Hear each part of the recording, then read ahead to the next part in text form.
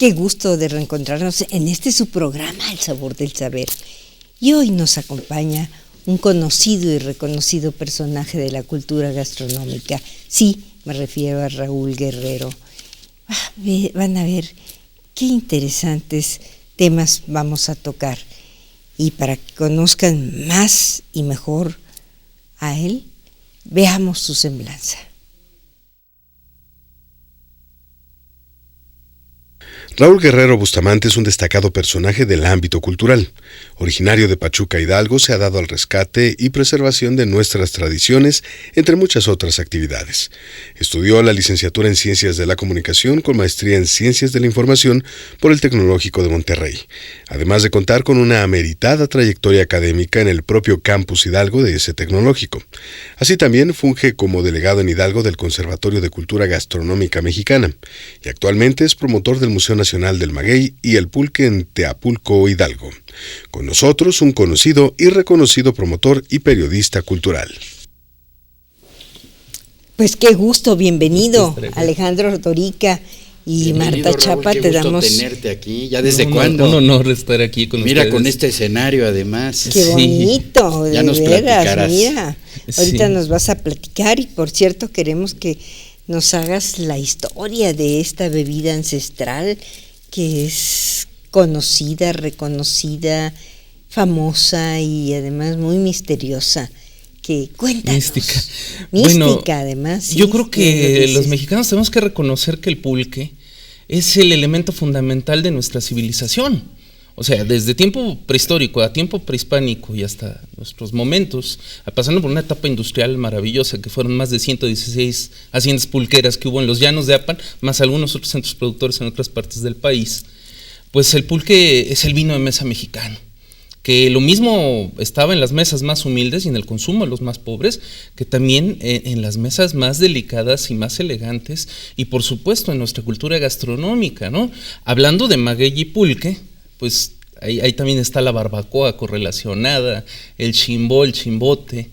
Y bueno, hay mucha mitología en torno al pulque porque es una bebida divina, ¿no? Entonces, probablemente nos encontraremos los murales de Cholula, que son más o menos de hace 2000 años nada más, donde ahí se ve una ceremonia donde se bebe pulque, pues en ofrenda a los dioses, pero además como si fuera un anestésico para luego hacer una ceremonia de perforación de según la interpretación que le dan algunos antropólogos, de ¿cómo se llama? Labios, orejas. Perforaciones, sí. Está la leyenda del pulque que también es maravillosa, la de Tula, ¿no? Donde nos cuentan que Xóchitl se encuentra un pequeño ratoncito, que el metoro, que todavía por ahí lo vemos en los campos, un ratoncito de campo, que encuentra que el ratón ha roído el centro del maguey y sale mojado y prueba ese líquido y ve que es un líquido dulce, ¿no? Y que, bueno, pues ella trata de sacar un poco más de líquido, se lo lleva a probar a su padre, Papantzin, y Papantzin se queda maravillado del sabor y se lo llevan a ofrecer al rey de Tula. Y claro, ya no es aguamiel, ya es pulque cuando se lo ofrecen al rey y se desposa el rey con la ahora reina Xóchitl, ¿no? La tan famosa reina Xóchitl. Y así podemos hablar de mucha mitología, ¿no? Los dioses pulqueros, Mayahuel, por supuesto, los 400 conejos, los dioses de la embriaguez. Hay un dios que es el marido de Mayahuel, que es el dios de la borrachera, que es Tezcatzontecatl. La Plaza Garibaldi de la Ciudad de México, antes de ser la Plaza Garibaldi en honor a Pepino Garibaldi, es el barrio de Tezcatzonco. Oye, Raúl, pero bueno, y con toda esa historia y esas raíces, ¿cómo es que se empieza a venir abajo en el consumo nacional en una época que conocemos ya en nuestro siglo, en el anterior? Y de eso no sé, Marta, si nos vamos a una pausa y regresamos. Pero danos antes una síntesis y seguimos sobre el tema también. Pues lamentablemente, como muchas tradiciones mexicanas, ¿no? Si hoy no consumimos aguas frescas como se vendían en la calle, era por la idea de que eran antihigiénicas, pues también hay quien empezó a decir que el pulque era antihigiénico y que lo más sano era beber una cerveza embotellada, una copa embotellada, digo, algo que viniera en botella, que era más sano, incluso hasta medicinal lo llegaban a ofrecer, y puro, ¿no? Oye, pero no también por la producción, tremenda, ¿no? La producción en sí también, ¿no? Hay muchos factores, mira, después de la Revolución Mexicana, que se consumió mucho pulque en la Revolución, era la proteína de las tropas.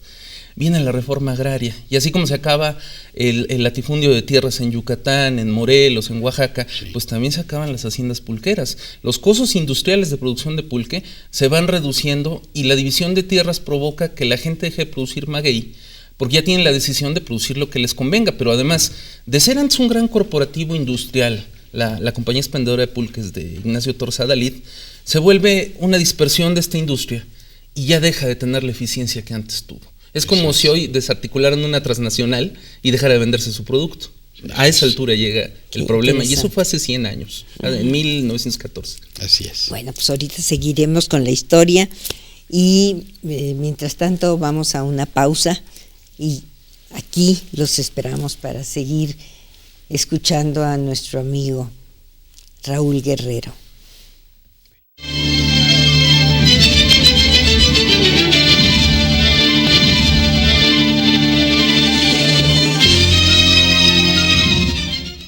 Estamos con Raúl Guerrero, un destacado investigador de nuestras tradiciones, diría yo, aun cuando se ha especializado sobre todo en el pulque.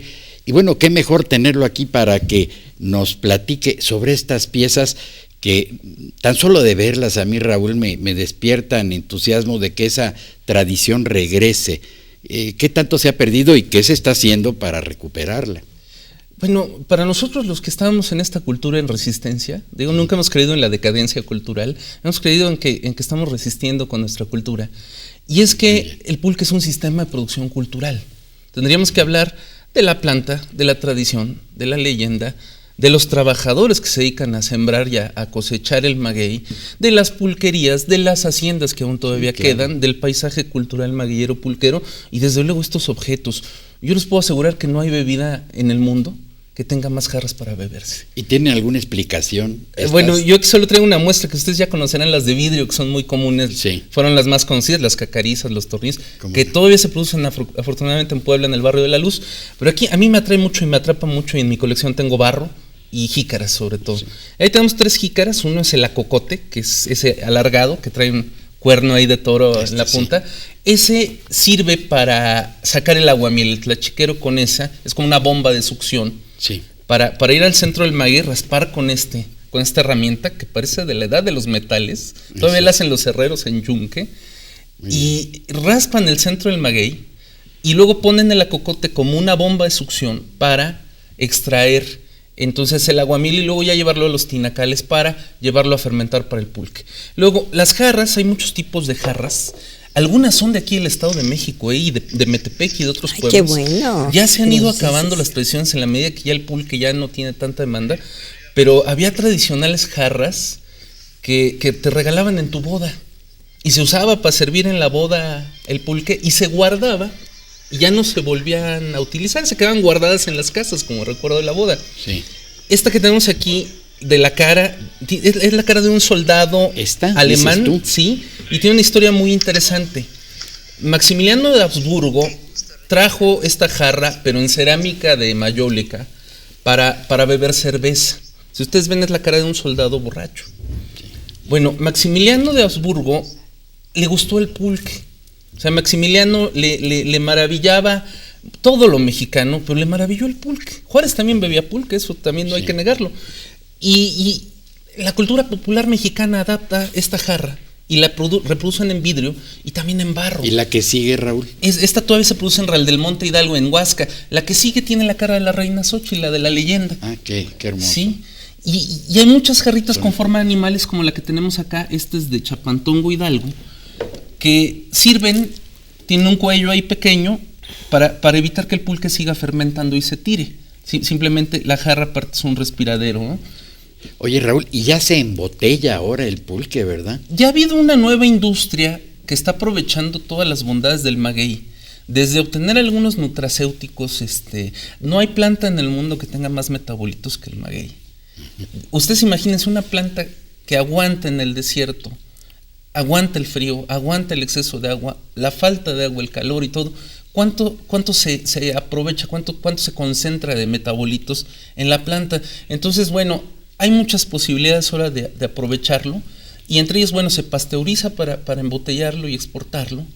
Se extraen elementos como la inulina, Se produce miel de maguey, que es deliciosa, un azúcar que además que la sirve para los probamos diabéticos. ahora en Puebla, que Sí. tú nos hiciste favor de darnos una probadita y es deliciosa.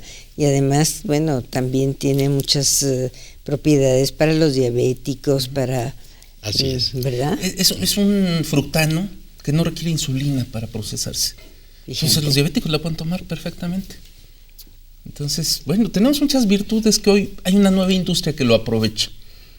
Tiene futuro esto, ya ahora partiendo desde que hay un reconocimiento cultural y hay un reconocimiento a una tradición muy larga que se estaba perdiendo, y hoy en día una industria que le va a dejar muchas posibilidades. Y además con al nutrientes, ¿verdad? Sirve para Sí. la alimentación también, porque ahí hay mitos. Sí. Dicen que a lo mejor le falta un grado para hacer carne, se Sí, dice. pues no es tan mito. Realmente, entre las proteínas que tiene y las vitaminas, tiene complejo B, tiene mucho hierro. Esto que les digo que es el fenómeno de la planta del maguey que concentra tantos nutrientes de cuando hay abundancia o cuando hay escasez. Ahorita, recientemente esta semana se publicó un estudio de la UNAM de los probióticos que tiene el pulque y el aguamiel Sí. para proteger el estómago, pero además para inmunizar el sistema digestivo.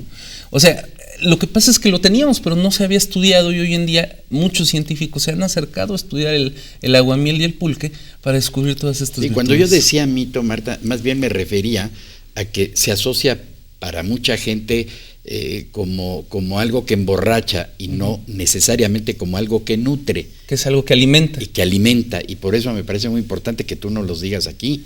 Fíjense que en la historia tendríamos que reconocer muchas tristes realidades del siglo XIX. Por ejemplo, yo que soy de Pachuca, Hidalgo, allá los mineros no tenían que comer, no tenían proteína, no comían carne ni leche.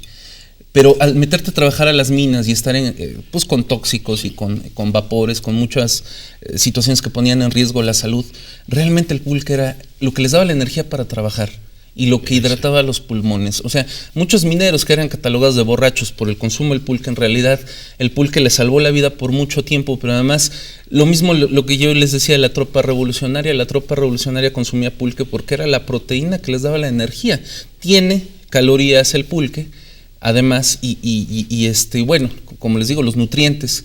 Y vaya ahora, que en la fue desnutrición, estruendosa la Revolución sí, Mexicana. muchos ¿no? pueblos